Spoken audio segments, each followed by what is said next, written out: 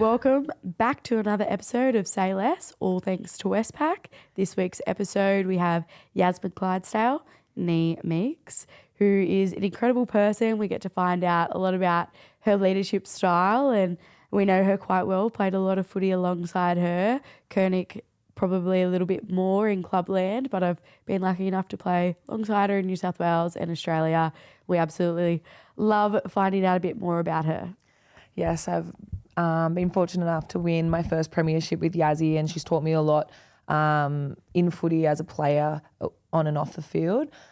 She was the other back row when I was there. So, yeah, she's a great person away from footy, and she has actually had so many achievements throughout her career, not only in rugby league but in sevens, playing, obviously hitting the big milestone this year in Origin, 10 games, 50 games last weekend. It's so awesome to see.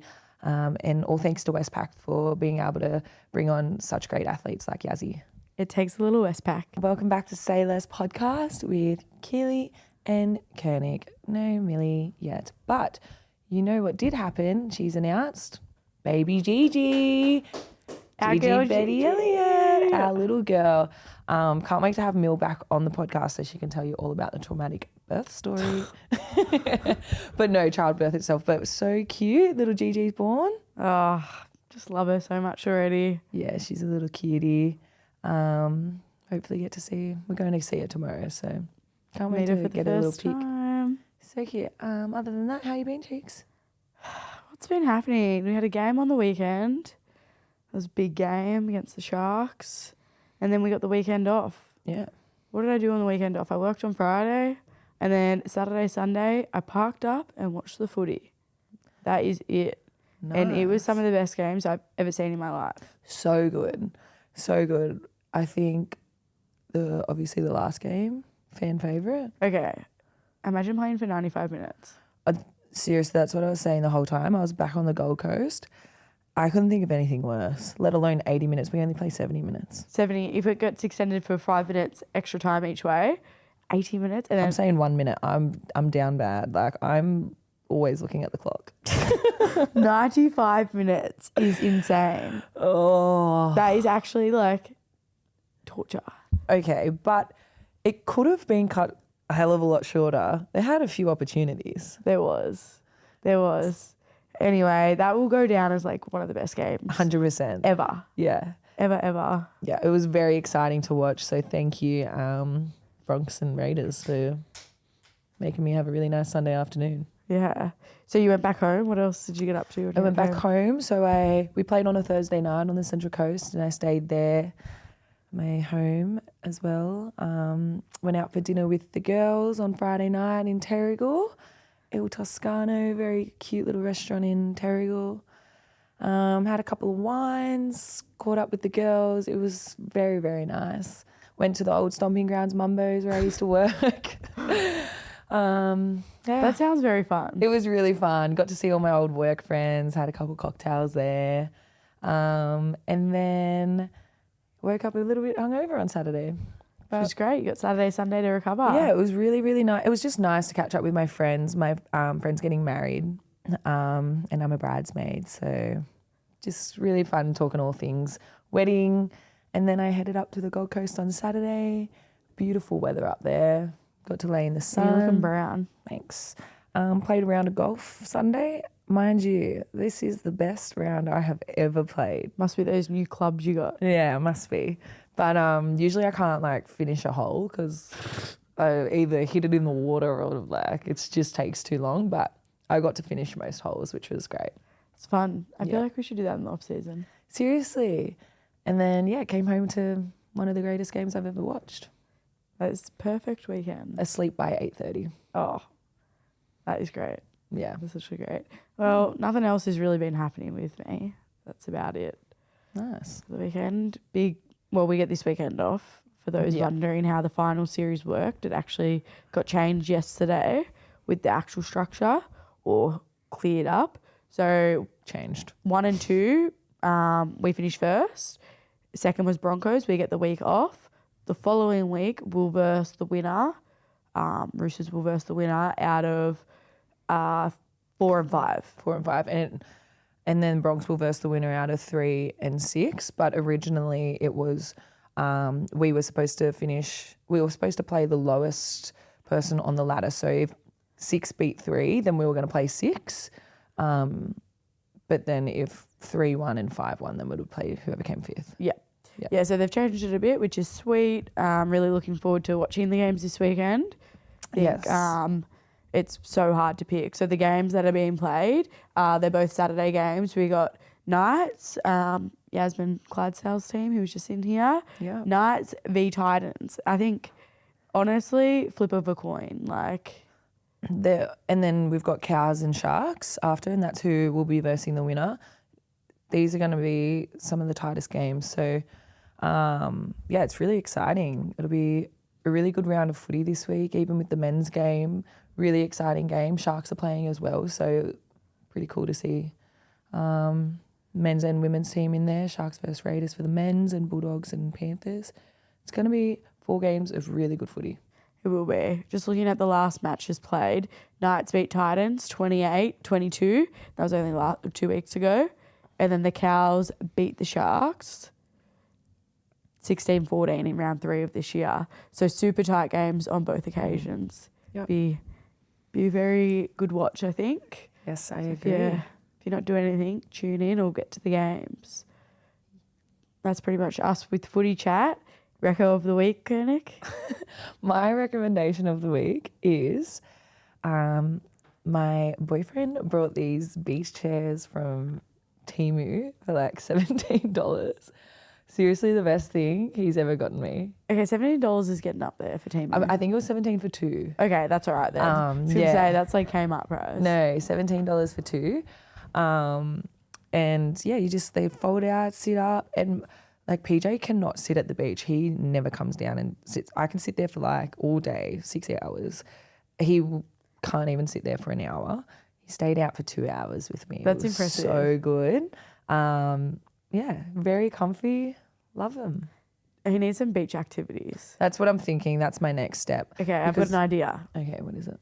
Remember those tennis things that you put in the ground and then you hit? Yeah. That would keep him entertained for ages. He gets a bit shamed doing things though, so I'm like, really? I don't know. I wouldn't put it past him. Yeah, I reckon he'd love that. He's always like, I'm bored. I'm bored. That's his favourite one-liner. But I'm thinking set an umbrella up. Yep. And then have a few activities and snacks for him. Yep. Yeah. Anyway, what's your reco? Nice. My reco. Oh, I did this all weekend actually. What? I did clay. Clay. You Clay. did. So shout out to my girl Taryn. I know everybody's probably thinking about it. Obviously did ACL, poor darling. But bought some little hobbies for her to enjoy. Me, you and Izzy got her some things. And I ended up doing half of them, all of them. I just bought some extra for myself, and one of them was clay. Yeah. So you just make I made little incense holders. Is that what it is? They're actually so cute. So I've used this clay set before when there was the cyclone up on the Goldie at the start of the year. Me and PJ did it, and I'm terrible at it. I'm very not artsy at all. And Cheeky made this really cute hibiscus incense holder, and it's seriously so cute. It's not the best, but I'll get there. But it's really fun. Yeah. I really loved it. It's a bit messy, but it's from Kmart. Reco of the week. I like it. $3.50 for a big little thing of it. And it's air dry clay too, so you don't need a kiln or anything. No, so it's ideal. But anyway, I had a lot of fun with that, and it meant I wasn't on my phone. I had the footy in the background, and I was doing the clay. Love. Yes. Coming up next, we have our Westpac Player Spotlight, where we have a big chat with Yasmin Clydsdale, the captain of the Newcastle Knights NRLW team, and we get to know a little bit more about Yasmin on and off the field. Obviously, I've played with Yazzie at the Roosters, and I played with her at Central Coast Roosters when she first came across to rugby league. So I know Yazzie quite well. But yeah, we get to learn a little bit more about her experiences and her full life away from footy. Yeah, Yazzie's unreal. Lived a lot of lives already. Tremendous athlete, represented Australia in not only league but in sevens as well. We touch on a lot about her off the field. She's doing incredible things and got a lot of fingers in pie. So it was great to have Yazzie in, and all thanks to Westpac.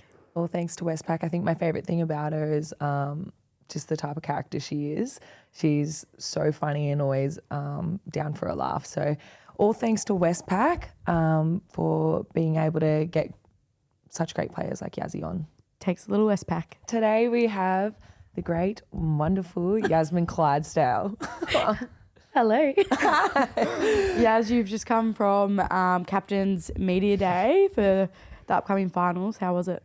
Interesting. First time going as a captain. Oh, yeah, first time. Yeah, so it was just like usual photos, questions. I felt like I repeated myself multiple times, but no, it was just really cool to see everyone before the finals. Yeah, I feel like they do ask a lot of the same questions, but it's like very mentally draining. Yeah, it is. It was quite quick this morning though, so it was actually, what's at the time? No, I'm kidding. Yeah, so I think we got there at 7:30, so it's quite long. I know. Down from Newey this morning? No, I stayed the night last night. Oh, lovely. Yes.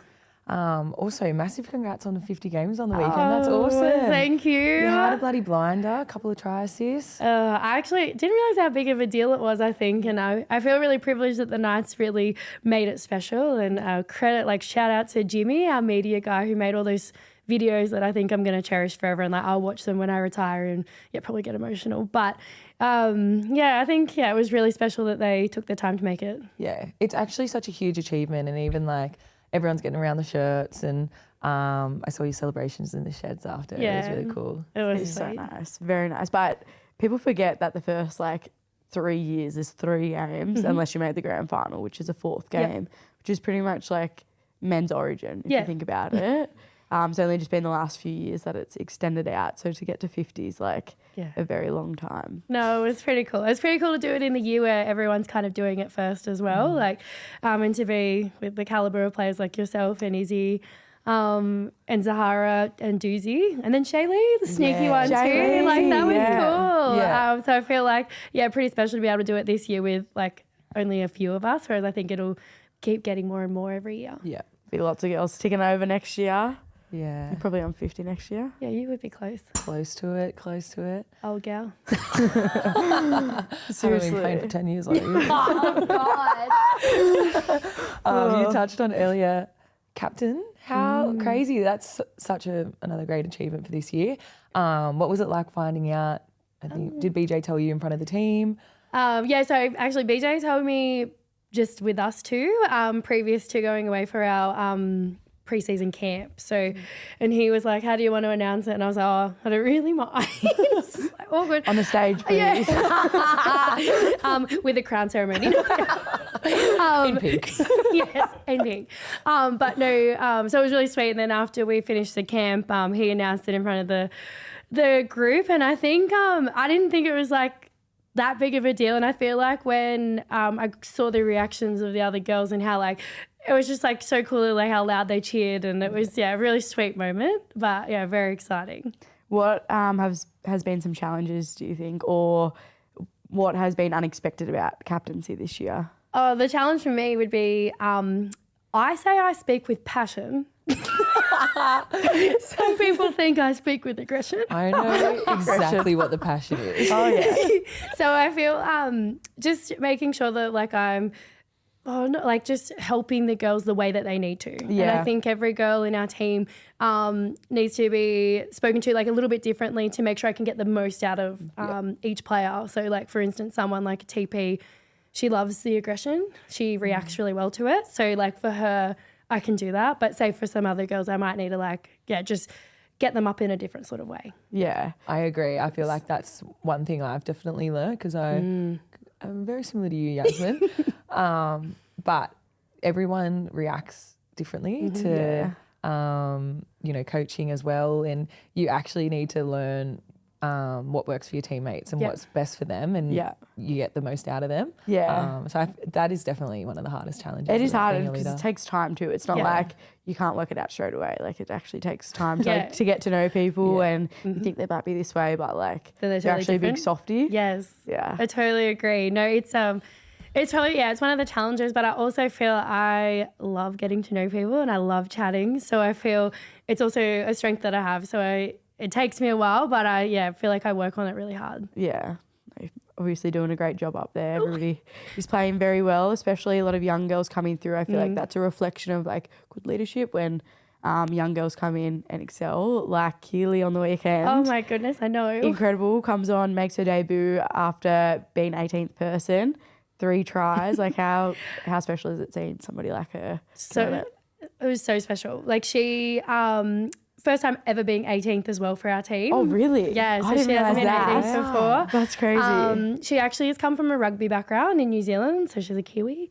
But it was super special, and I think I looked at the stats. She played 25 minutes. Did she play 25 minutes? 30 minutes, like, and scored 3 tries, like. But Match I think winner. I also just think she, like, our squad's so cool is that we have like that next person up like mentality. Like if you need to be on the field to do a job, like you're ready to go, because at training we're pushing each other to be a better player.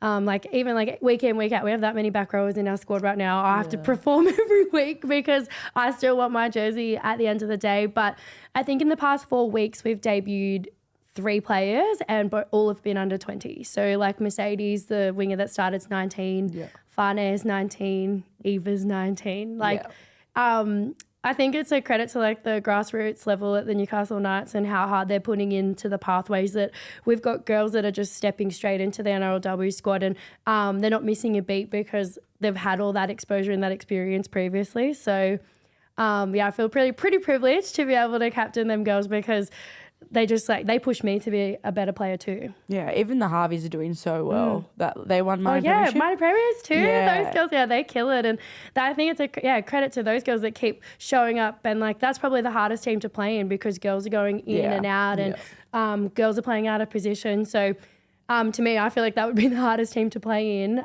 because you never know who could be taken the next week or what position you have to play. Yeah, it is crazy. It's so good that system's there now though, and when needed, people can come straight back up into it. Yeah, but I love that too, because then they're not missing out on football. So previously, when the Harveys was before the season, the girls that aren't being selected week in, week out aren't playing football. No, they're only doing it's so different. Training's so different to a game. So I feel like it works really well, and it's a credit to the girls that have come through Harveys and like are stepping up to play NRLW, that they look like they're not missing a beat. So no, exactly. 100%. You guys look really connected throughout the system. Do you guys train with your Harveys team much? Sometimes. So the start of the season we were, and then we just kind of split off during the season, and it just gets really hard with the scheduling, because the girls, we don't always play on the same day. It's really hard. Right. So sorry, at the start, is that in like pre-season or more like when we've got the bigger squad? So pre-season. Sorry, yes. Yeah. But again, it's really cool now that like the men's teams have finished as well. So Harveys they train on a separate field, but like they'll be doing gym when we're coming in, so we get to kind of mingle and like see them, which I think is really cool.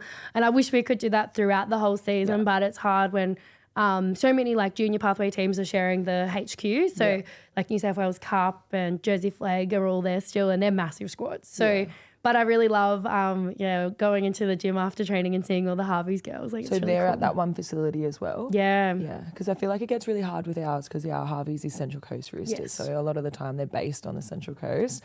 We're actually talking this morning about trying to bridge that connection, and, they come in and out, but trying to train. It is important. A bit more. It is important, and I guess it's cool as well, because we can bring, like throughout the season, we'll bring girls up. Say if we have a injury in like an outside back, we'll bring like 2 up to come and train with us, and they get that sort of exposure to the training. But again, like we can't have 40 girls at training, so otherwise you miss out on like the fundamentals and the bits we need to work on when you need to getting to the pointy end of the season. Sure. But being able to bring like 1 or 2 or 3 in at a time, and they're pushing the girls in the top 24, like that they're on their tails. So I think it's really cool. And it makes the progression easier when they do slot in, that they already know the girls. They've been around the squad. Like you've already got that connection. It's not like somebody brand new from random team wherever. So no, it's awesome. No, I love it. Moving on to some rep footy now. Obviously, you've done everything. Been to World Cup. Played Origin, over 10 games now. 10 games, I know. Big milestone. God, this year, everything's happening. World Cup's next year. Aspirations to play for Australia. Obviously, you've got a Tongan background too. Yep. are you headstrong about playing for Australia? How do you feel about? Yeah, I think I'm very headstrong playing for Australia. I love representing this country, and it was where I was born and where I was raised. So, yeah, definitely aspirations, I think, is the 2026 World Cup. I also think it's really cool that it's going to be here. Yeah. So I think a home World Cup would be like sick. You see how much like everyone gets around like the NRLW. So having a World Cup here, I think everyone would just get around it and it'll be a really cool vibe. So that's the aspiration. That's the goal. That's a big goal. So again, I've got to see how my body goes throughout next year still. But yeah, fingers crossed. So that'll be. Yeah, we were saying earlier that you're the type of player that could genuinely play for the next 10 years if you wanted to. But seriously, like you're very in form at the moment. Do you think, the next World Cup's 2028, do you ever have a thought that crosses your mind that you want to play for Tonga?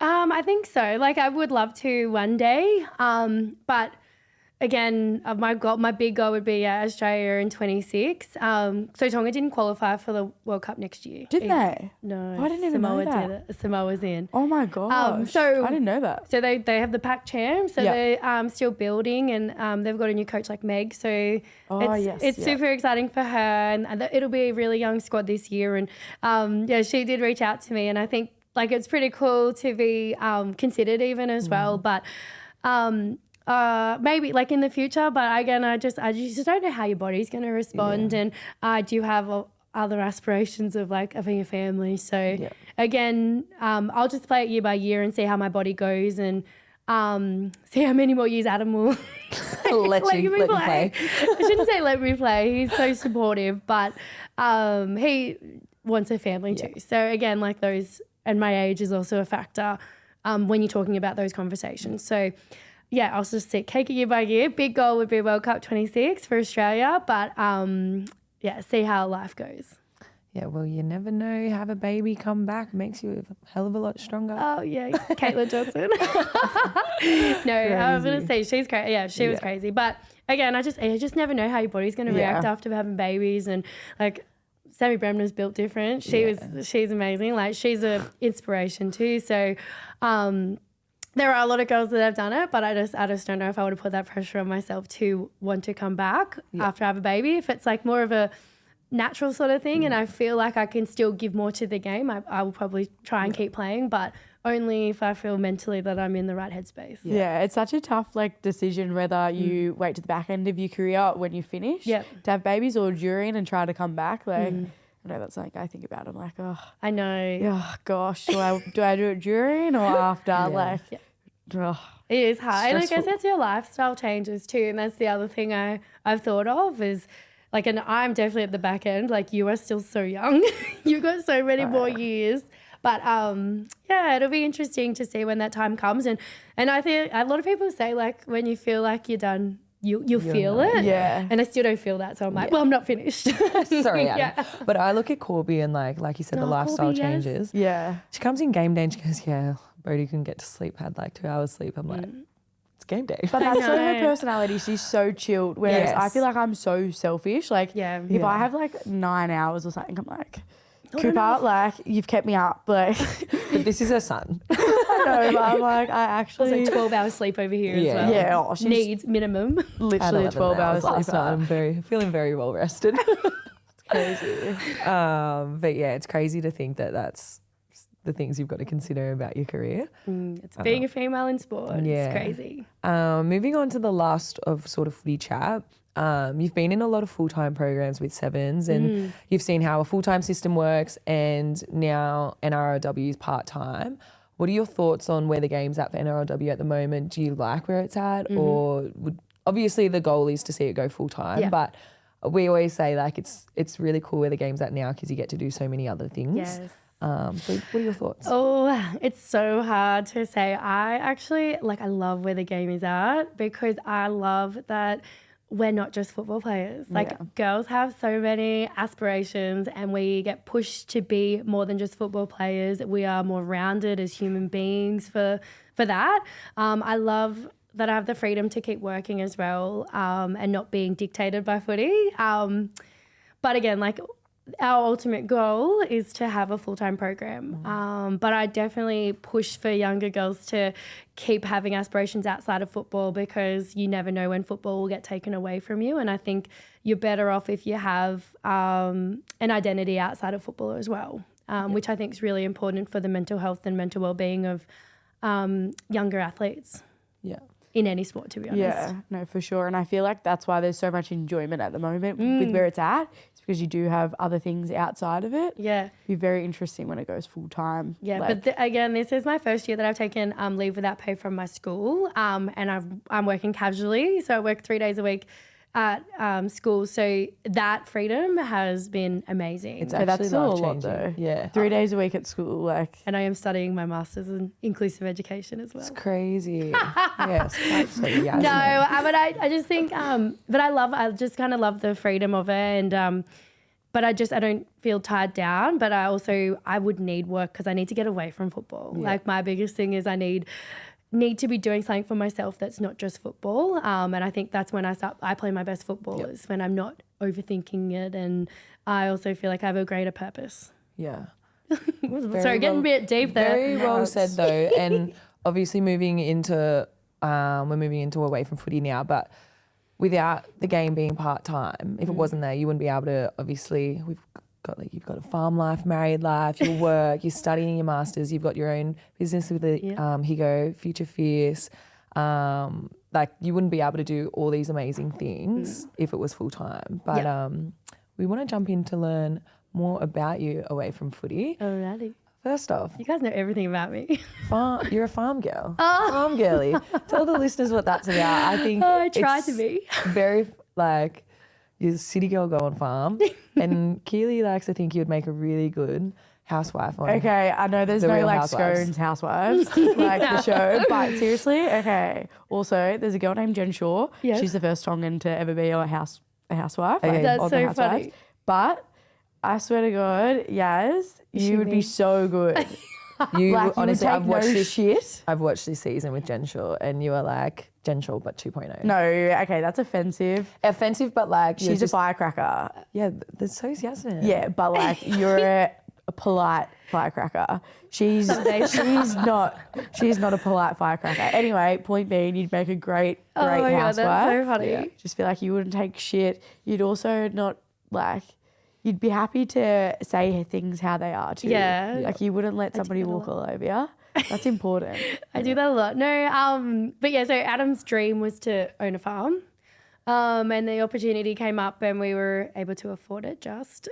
But no, it's really cool. Like I feel like it's Adam's real passion, and I feel like I love just being a part of it because I get to spend time with him, even though I get absolutely abused on the farm because I'm useless, he says. But I do try. I have tried. I'm on the back of the horse mustering the cattle. Oh my Excuse me, Adam. No one would know who you are. No, he's so funny. But like that is his true passion. He's really trying to get us to properly live out there, but I can't do it. I can't do it yet, but I'm not going to say I can't do that. Like because of footy, or because you just cannot be away from that civilization? I need civilized. I need people. Like I'm a people person. I always say that to Adam. I'm a people person. People bring light to me. But he You have a shopping addiction. Yeah, and also that. Yeah. They wouldn't be able to find my address out there.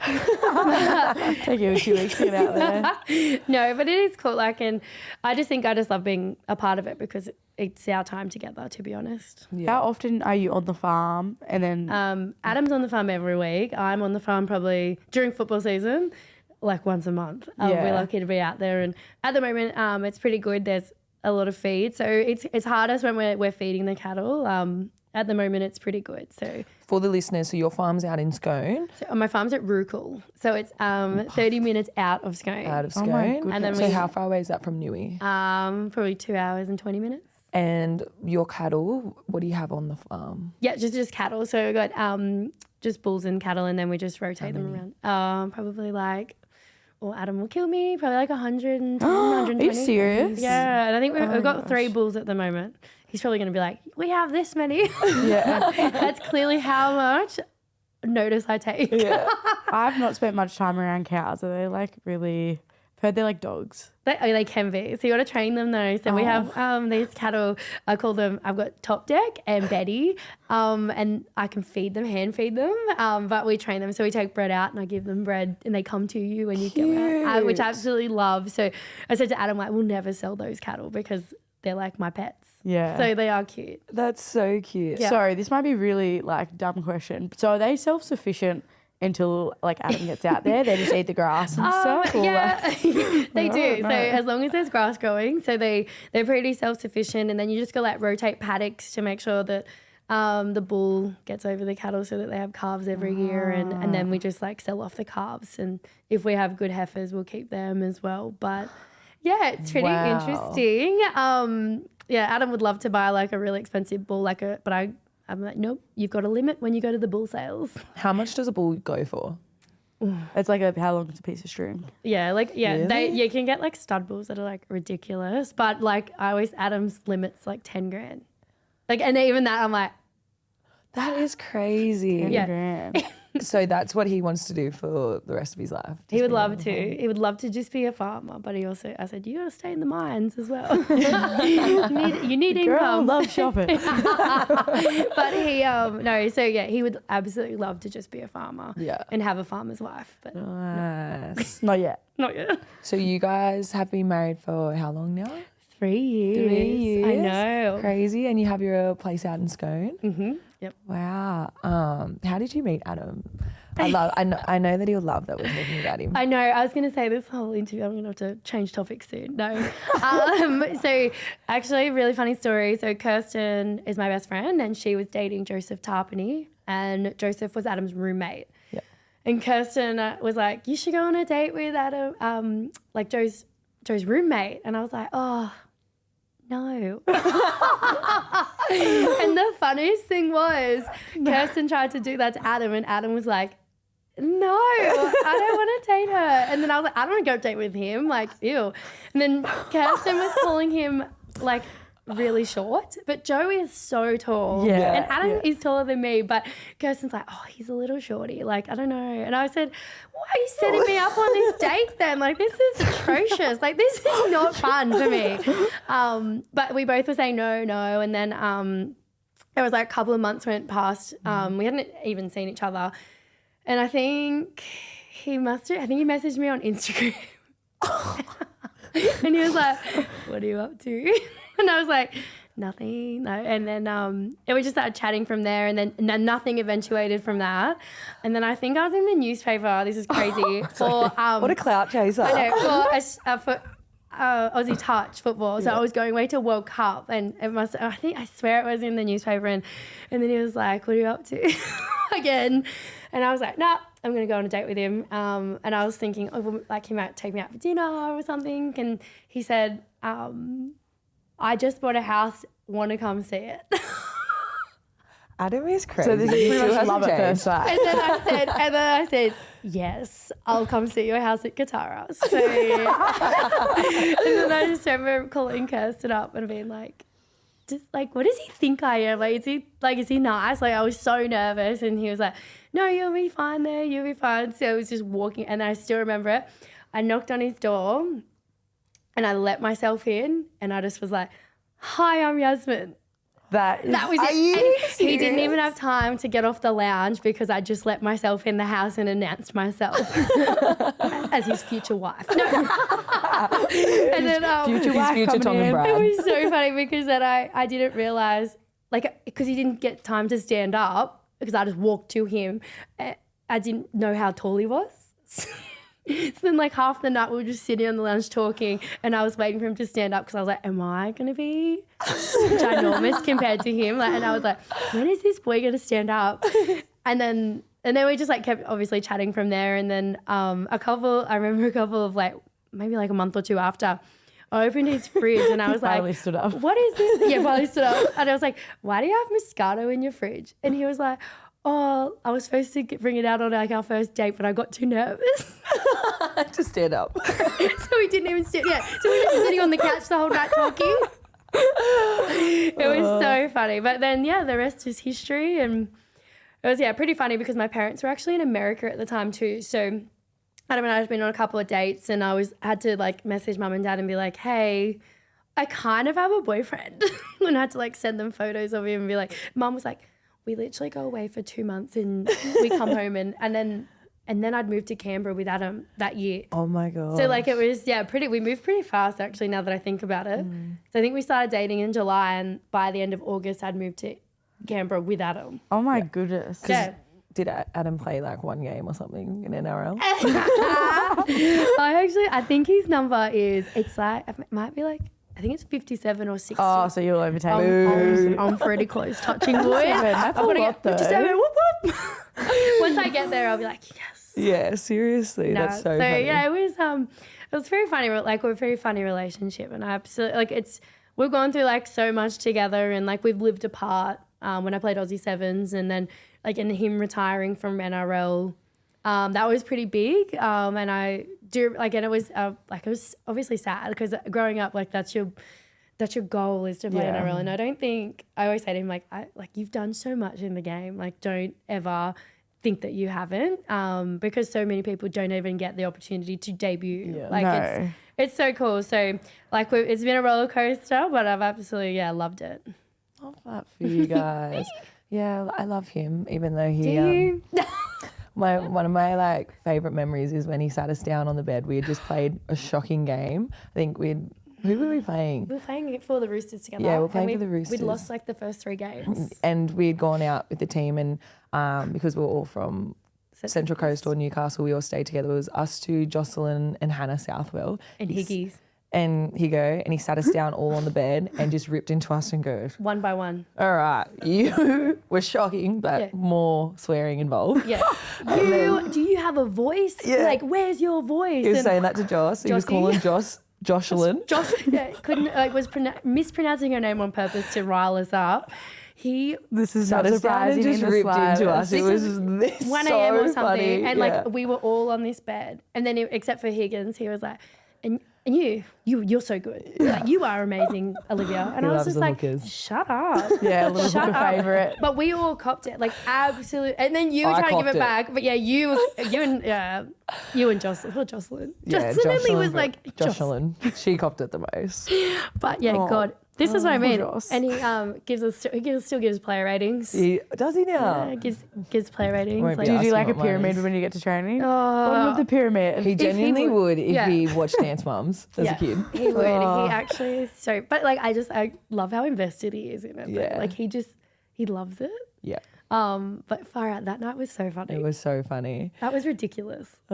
Anyway, moving on from him because he's a nightmare to talk to. You have your own little business up and Yes. running, Future Fierce, Yep. with Liv Higgins. Tell us what started that and what it's all about. So I feel like we'd always spoken about it and like how could we give back to community and like what's our best way because we're both teachers and then we both love rugby league. So we're like, what can we do that brings them together? And we thought like, why don't we start like holiday clinics and or just clinics in general? And it just happens to work so much better when it's in holidays. So it's just like about like supporting younger athletes. So it's not just girls, but it's girls and boys, but majority of girls that come and bridging the gap because there's still so many girls that are missing so many links because they're not picking it up from when they're 6 because we're in that sort of phase where girls are picking it up at 14, 12 and like they're missing those little fundamentals that they haven't been taught yet. So Liv and I want to create like a safe space for them to ask questions but also feel confident enough to go to trainings now that they've got like the skills that they're learning at our Future Fierce clinics. So